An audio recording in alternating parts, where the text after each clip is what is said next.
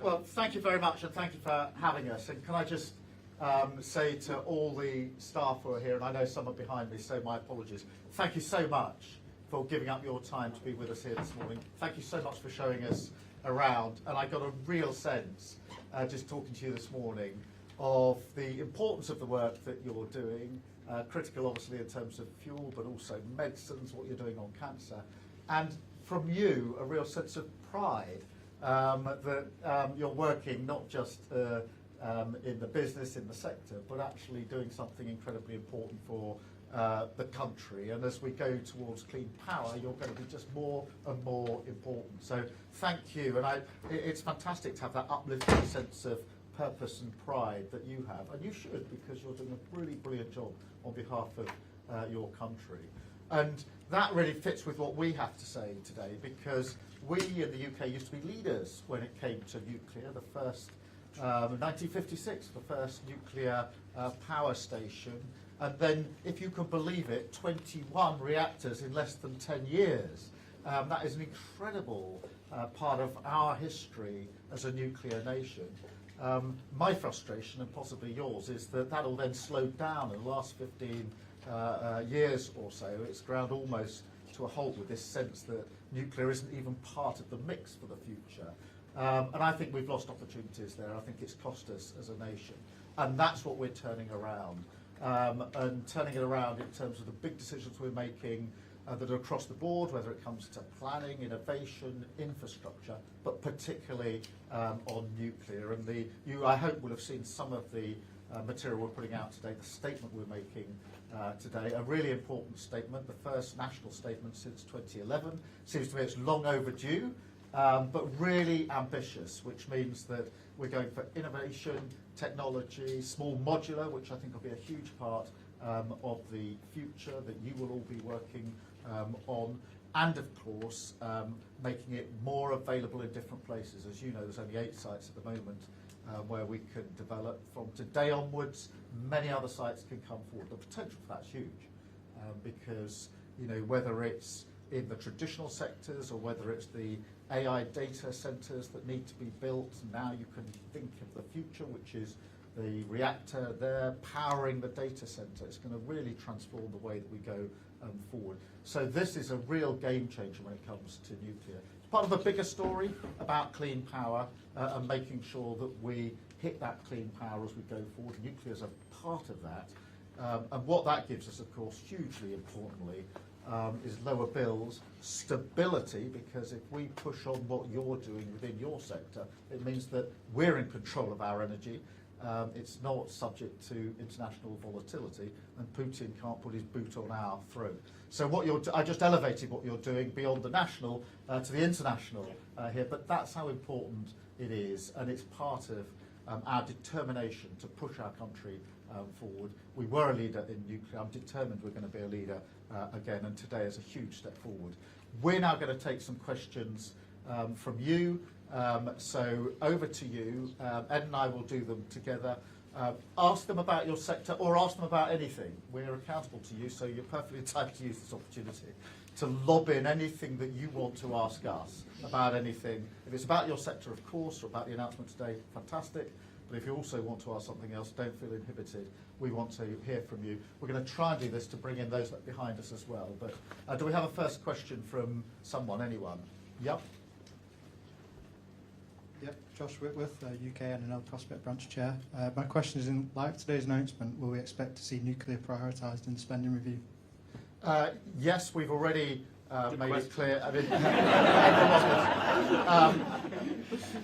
but we've got 5 big priorities. One of them is clean power by 2030, and nuclear is part of that mix. And therefore, it has to be within that mission, which is already a priority for us. So as we go into the spending review, that'll be really, really important. It's not all about spending review, because what today does is unlock the private investment that will come in. There are obvious places. There's the nuclear side for the investment to come in, but there's also the AI side, because a lot of AI, big players are looking to say, well, how can I get my data center set up? They're worried that they haven't got the power to sit alongside it. So they're also wanting to look at this and say, how does that allow us to do bigger investment into the UK as well. And I think bringing that money in, creating the jobs of the future, is very much part of what we're doing. Ed, you probably want to make a pitch. Maybe not make a pitch here, but the one thing that I would add is I think the Chancellor showed her commitment to this in the allocation she made for Sizewell in the budget. It's something that she sees as absolutely fundamental, not just to energy security, but also her plans for economic growth. Yeah. So it means a lot more work for you, I'm afraid, as we go forward here. Let's go to another question somewhere anywhere. Yes, I saw a young lady here. Hello, good afternoon. I'm Annie, I'm the project manager. So my question to you is, what will the government do to diversify the sector by promoting STEM within schools? Ed, do you want to start with that? Because I just think Yeah. Look, it's a really good question. Can I ask you a question? How did you get into this sector? I used to be a science teacher, but I have a background in STEM, personally. And look, I think part of this is about what happens in schools, but I think part of it is about what government does to champion this sector and show what it can do. Because my impression, Keir and I were just talking about this, going around talking to people, is so many people said the similar thing to us. We're building the future here. Yeah. We're about the future for the country, and I think not enough people know about the opportunities that there are. And I think one of the things that we need to do as government, my job, not just Bridget Phillipson's job as Education Secretary, is to sort of say these are the opportunities for people. Nobody knows what a green job is, but if you say it's a job working in the nuclear industry, planning the future of the nuclear industry, that is meaningful I'll to just say people. 2 or 3 things extra on that, because I think STEM is really important. We need to make sure that the curriculum in schools matches up with the jobs that people are going to do. And that's another piece of work that we're doing, so that people are skilled in the jobs that they're going to do. I've been really struck here, by the way, about the story about apprentices, because, I mean, you know this stat, but it really is an incredible stat, and particularly uplifting for the apprentices in the room, which is 30% of the workforce here, as I understand it, are apprentices, or were apprentices, and 50% of the executive team were apprentices, which just shows you the power of going through that route. So I think that's something to be championed. The last thing I'd say, and this is on all of you, get into your schools, get into your colleges, Right. because children, young people can't aspire to do something if they don't know what it is. And if you go to them or bring them in here, if they saw what we've seen this morning about what you're doing, they would say, I think I want to do that because I want to work in that sector. And so the biggest thing you can do is to inspire them is sort of open the doors and let them see what you're doing. I did see a hand over here somewhere. Mr. Prime Minister, my name is Ishmael Patel, I work in IT. As a fellow Arsenal fan, I will ask about yesterday's result. It's good to be out of that competition. It's a brilliant game strategy in my view.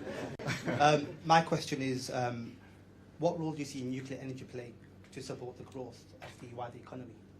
I think it's got a huge role to play, because we've got sort of 5 big things that we need to fix, but the number one is getting our economy to grow and to grow faster.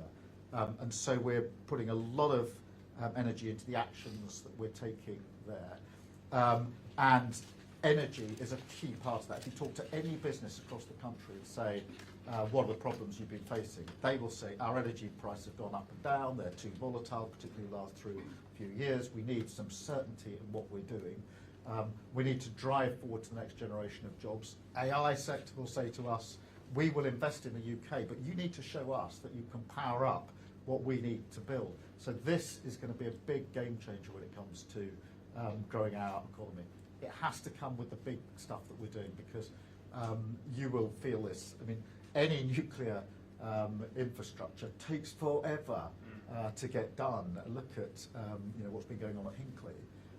And that's why not just the stuff we've announced today, but the stuff we've announced on planning and making sure the processes are quicker, that it can't be challenged over and over again in court, is going to speed that up.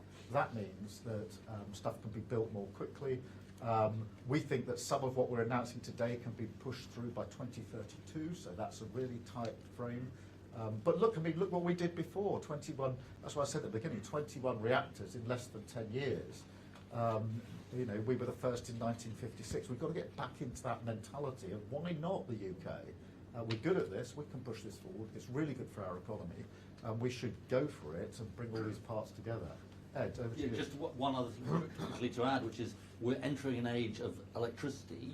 We know electricity demand is going to double by 2050 or more than double by 2050. We need all of this technology. We need nuclear, we need renewables, we need carbon capture and storage, we need hydrogen. All of these things are absolutely essential, and nuclear has a really, really important part to play. Now, I'm going to step forward and just do some media, and then I'm going to come, but please don't all go away, because I want to come back and just talk to you a bit more. So I'll just do this, and then I'll come back and we can have some further discussions. But just to say again, thank you so much for being here. Thanks for hosting us. Thanks for uplifting us. You've made us feel uplifted about what you're doing. So if we feel proud of what you're doing, you're entitled to feel proud of what you're doing. So thank you very much indeed. Thank you.